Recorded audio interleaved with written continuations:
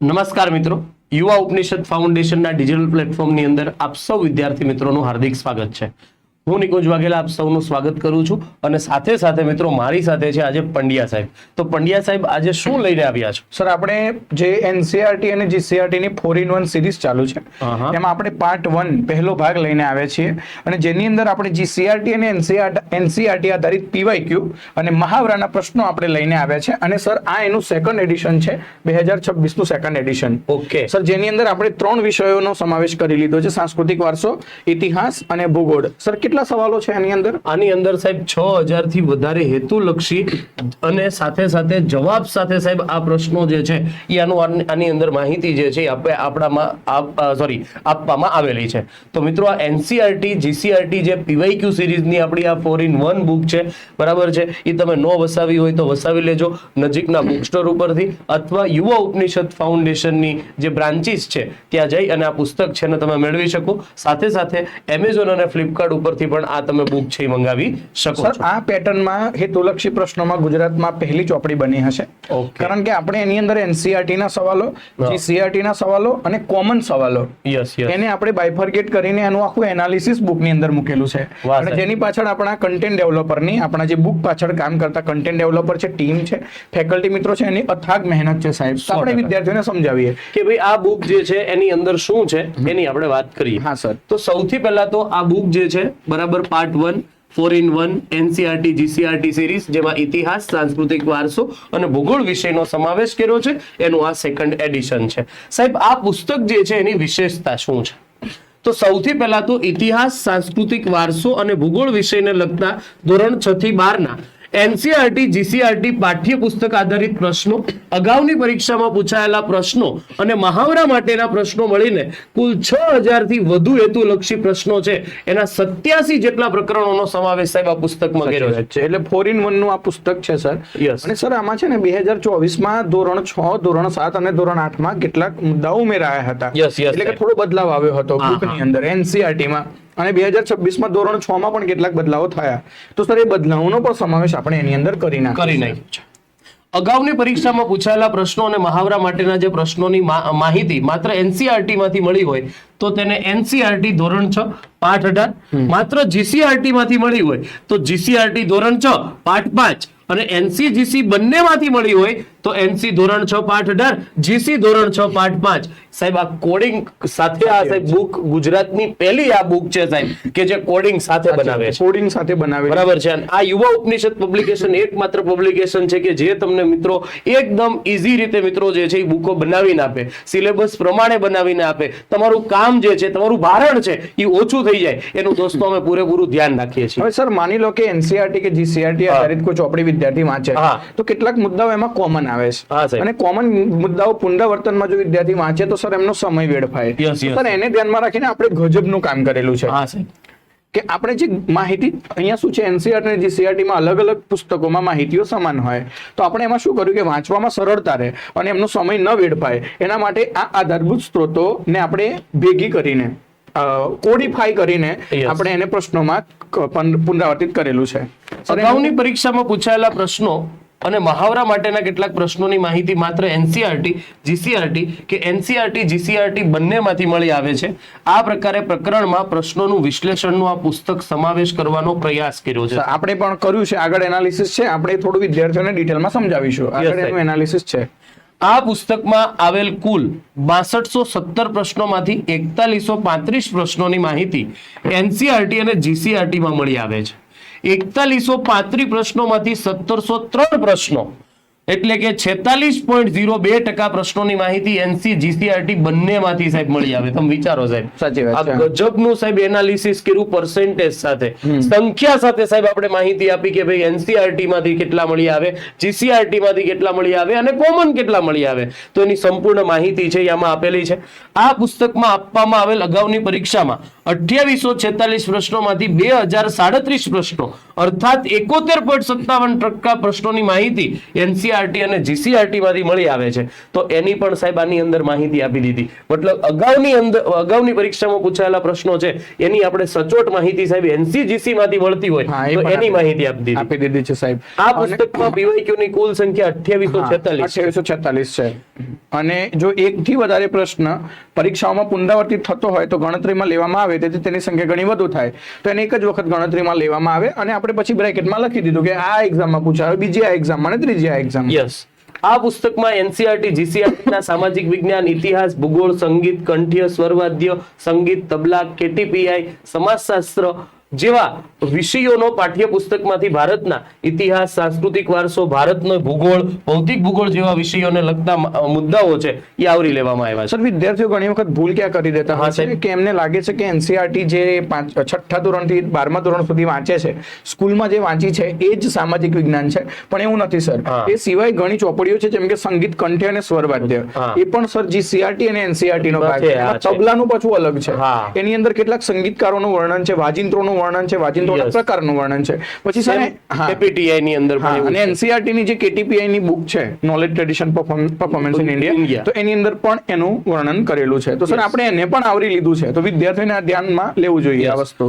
વિદ્યાર્થીને સરળતા માટે આ પુસ્તક એમસીક્યુ ની સાથે અગત્યના ચાર્ટ, ટેબલ, નકશા અને આકૃતિનો સમાવેશ પણ કર્યો છે. એટલે વિદ્યાર્થી ખાલી પ્રશ્નો વાંચે અને એમ કઈ મજા ન આવે, બરાબર છે, એટલા માટે અમે શું કર્યું છે, તમને અગત્યના ચાર્ટ, ટેબલ, નકશા, આકૃતિઓ છે એનો પણ આપણે સમાવેશ કર્યો છે. બરાબર. તો શું છે આ પુસ્તકમાં જોઈએ. આ પુસ્તકની અહીંયાથી જે છે એ શરૂઆત થાય. સર, આ પહેલું પેજ છે, આ પહેલું પેજ છે. અનુક્રમણિકા શરૂ થઈ જશે. એમાં આપણે શરૂઆતમાં સર ઇતિહાસ લીધેલો છે.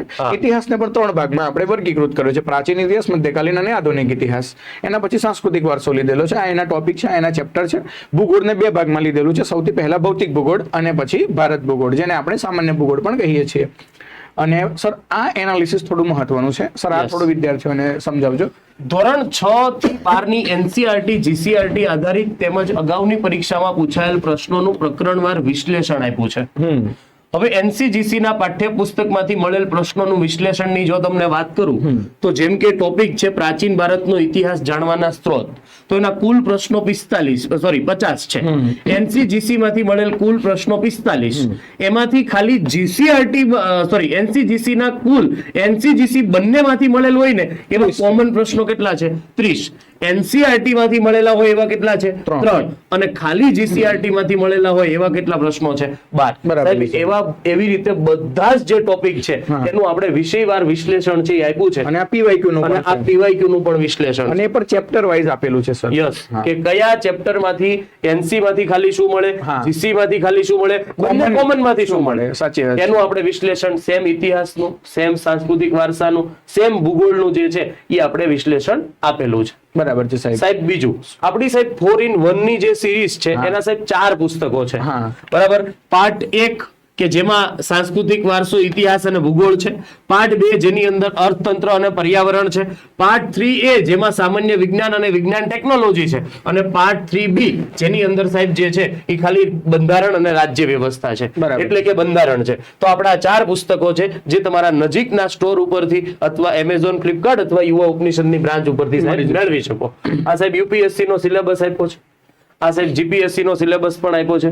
સીસી ગ્રુપ બી અને રેવન્યુ તલાટીનો પણ સિલેબસ છે. પોલીસ કોન્સ્ટેબલ નો પણ આપણે સિલેબસ આપ્યો છે. પીએસઆઈ નો પણ અભ્યાસક્રમ છે એ આપેલો છે. અને કયા કયા પુસ્તકો જે છે એની અંદર શેની માહિતી છે એ પણ આપણે આપી દીધું છે. વિદ્યાર્થીઓને માની લો કે ટોપિક વાંચવો છે અને ટોપિક કોઈ ચોક્કસ ચેપ્ટરમાં વાંચવો છે તો શોધવાની જરૂર નથી, સામે લખેલું જ છે.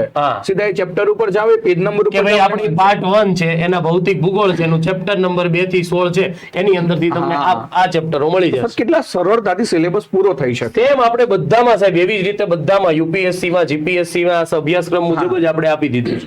બરાબર છે.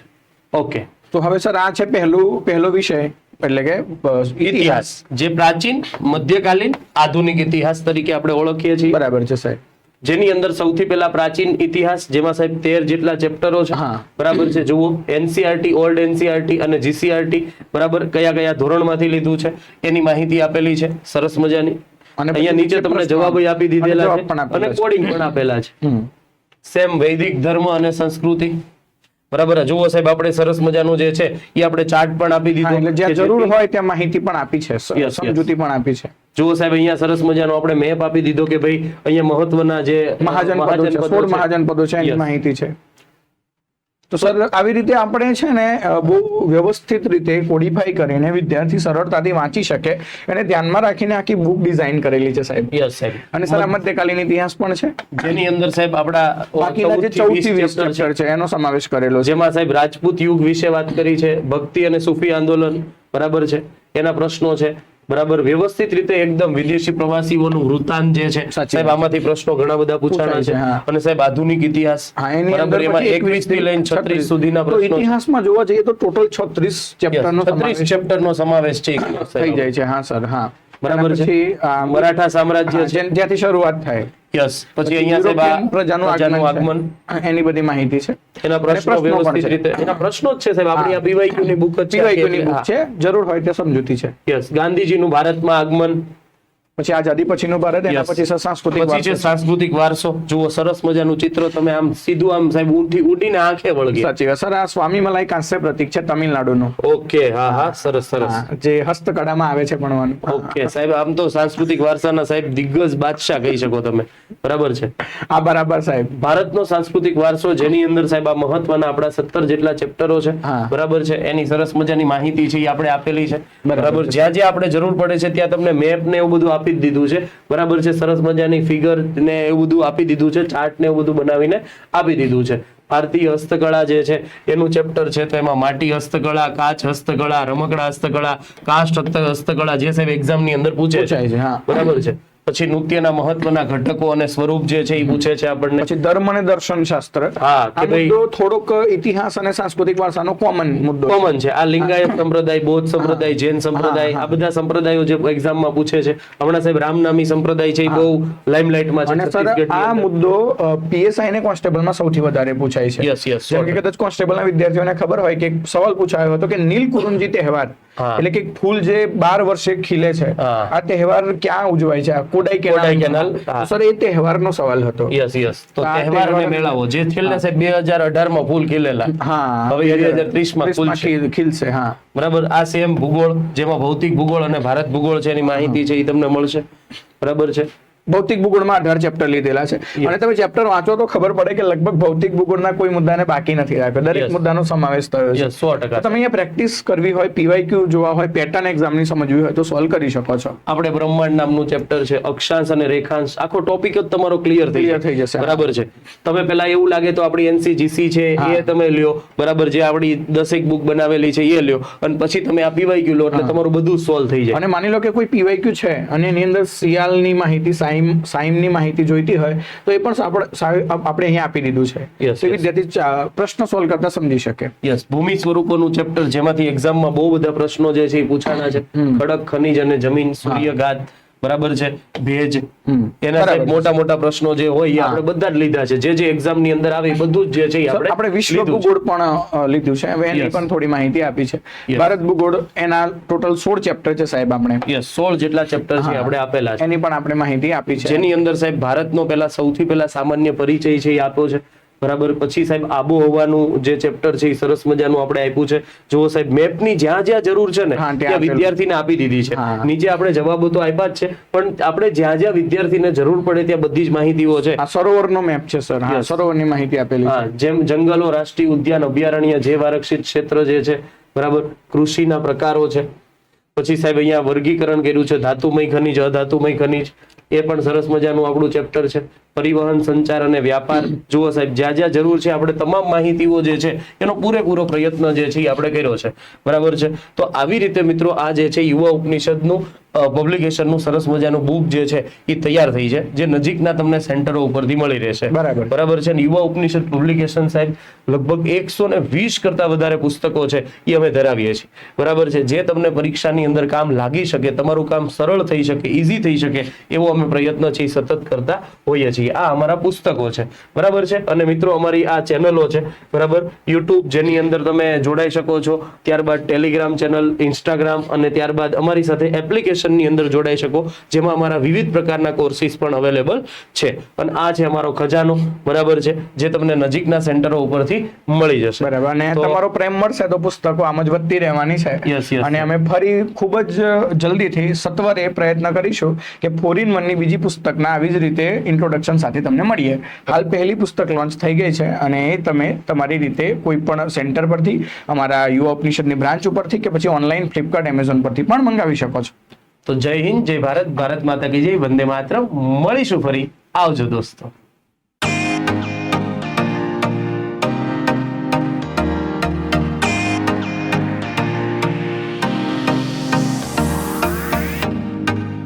સ્પર્ધાત્મક પરીક્ષાની તમામ અપડેટ્સ મેળવવા માટે સબસ્ક્રાઇબ કરો અમારી યુટ્યુબ ચેનલ યુવા ઉપનિષદ ફાઉન્ડેશન ઓનલાઈન અને પ્રેસ કરો બેલ આઇકોન.